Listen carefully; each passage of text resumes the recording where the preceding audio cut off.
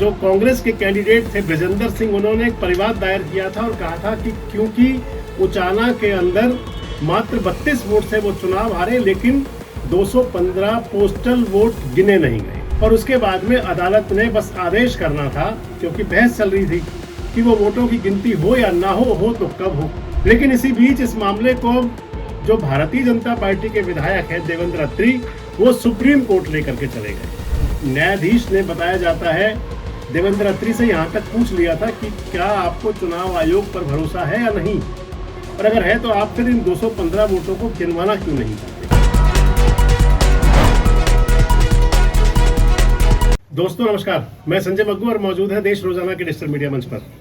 आपसे बात करने चला हूँ हरियाणा के एक सियासी मुद्दे को लेकर। हरियाणा के सियासी मामला है, क्योंकि हरियाणा के अंदर सरकार बने हुए अब 1 साल हो चुका है पूरा।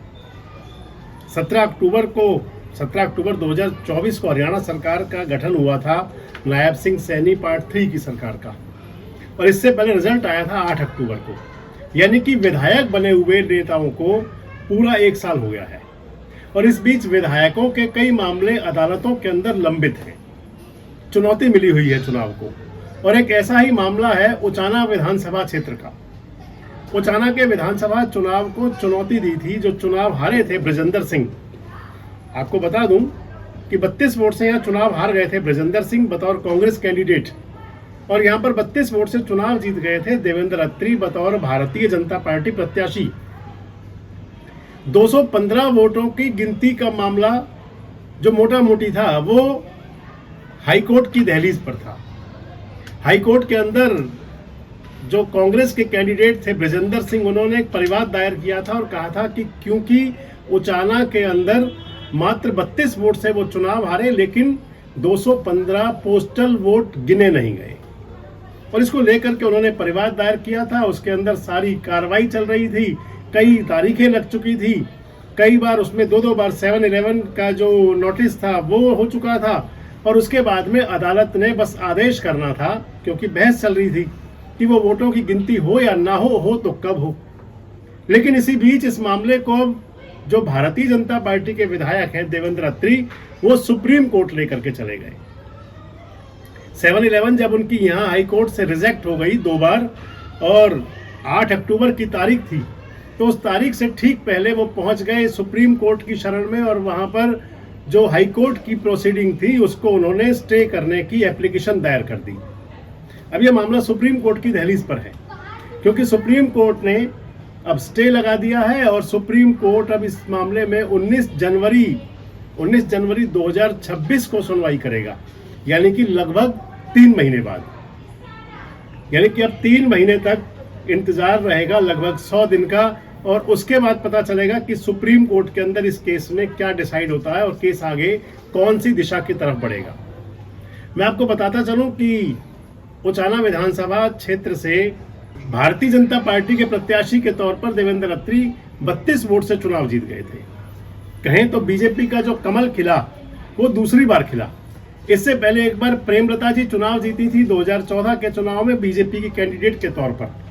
प्रेमलता चौधरी वीरेंद्र सिंह की धर्मपत्नी, क्योंकि चौधरी वीरेंद्र सिंह भी, प्रेमलता भी और फिर उनके बेटे ब्रजेंद्र सिंह भी लगभग 10 साल भारतीय जनता पार्टी की सियासत भी की।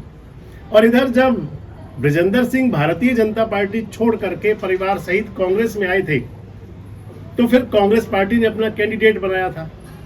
यहां चुनाव को लेकर के बड़े दिलचस्प बातें कही रही थी।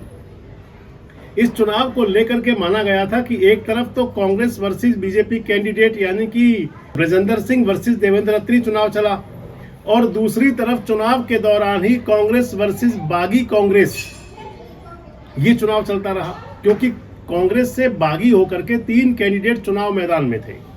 और चुनाव होने के बाद अलग अलग माध्यमों से कई बार ये प्रतिक्रिया आई। वो प्रतिक्रिया ब्रजेंद्र सिंह की भी थी, चौधरी वीरेंद्र सिंह की भी थी, और प्रेमलता जी की भी थी। कांग्रेस के और भी कई नेताओं ने, जो खासकर चौधरी वीरेंद्र सिंह डूमर खां से संबंध रखते थे, उन्होंने भी कहा कि यहाँ पर जो चुनाव था वो जिस प्रकार से अभिमन्यु को चक्रव्यूह में घिरा गया था, कुछ ऐसा ही चुनाव था। ब्रजेंद्र सिंह को ऐसे चक्रव्यूह में घिरा गया था, और उसके बावजूद भी वो मात्र 32 वोट से चुनाव हारे थे। इस बात को कई बार कहते रहे। जब ये मामला अदालत के अंदर हाई कोर्ट में पहुंचा तो कई बार तो ऐसा लगता था कि जैसे बहुत जल्दी डिसाइड हो जाएगा, लेकिन अब जब इसके अंदर ये बात सुप्रीम कोर्ट में चली गई, सुप्रीम कोर्ट से प्रोसीडिंग स्टे हो गई, तो फिर अब लगता है कि आने वाले दिनों में इंतजार करना होगा कि आखिर ऊंट किस करवट बैठता है। इसके अंदर जो सुप्रीम कोर्ट ने जो पहली तारीख लगाई है वो 19 जनवरी की लगाई है। 19 जनवरी को अब सुप्रीम कोर्ट ये सुनेगा कि इस मामले में जिसको ब्रजेंद्र सिंह की जो याचिका है उसको जो स्टे कराना चाहते हैं देवेंद्र अत्री, या क्या चाहते हैं कि वोटों की गिनती हो या ना हो, क्योंकि हाई कोर्ट के अंदर ये मामला बड़ा रोचक रहा था। हाई कोर्ट में एक बार तो न्यायाधीश ने, बताया जाता है, देवेंद्र अत्री से यहाँ तक पूछ लिया था कि क्या आपको चुनाव आयोग पर भरोसा है या नहीं, और अगर है तो आप फिर इन 215 वोटों को गिनवाना क्यों नहीं चाहते। ब्रजेंद्र सिंह चाहते थे कि उनको ईवीएम को लेकर के कोई बात नहीं है, कोई ऐतराज नहीं जताया, वो ये जरूर चाहते हैं कि उन 215 वोटों को गिन दिया जाए जिन वोटों को, यानी कि जो पोस्टल बैलेट थे, जिनको रिजेक्ट कर दिया गया था। सारी लड़ाई उसी की रही। अब हालांकि ये मामला सुप्रीम कोर्ट की दहलीज पर है। 19 जनवरी की इसके अंदर पहली तारीख मिली है। आने वाले दिनों में नजर रहेगी कि सुप्रीम कोर्ट के अंदर ये मामला, ये जो अदालती केस रहेगा, ये कौन सा रुख लेगा, और उसी पर तय होगा, क्योंकि ये मामला, ये जो केस है, ये हरियाणा की सियासत के अंदर एक दूरगामी असर ला सकता है। आपको क्या लगता है, क्या सुप्रीम कोर्ट की प्रोसीडिंग बहुत तेजी से चलेगी, और या फिर वही होगा जो हमेशा होता चला आया है, तारीख पर तारीख और तारीख पर तारीख?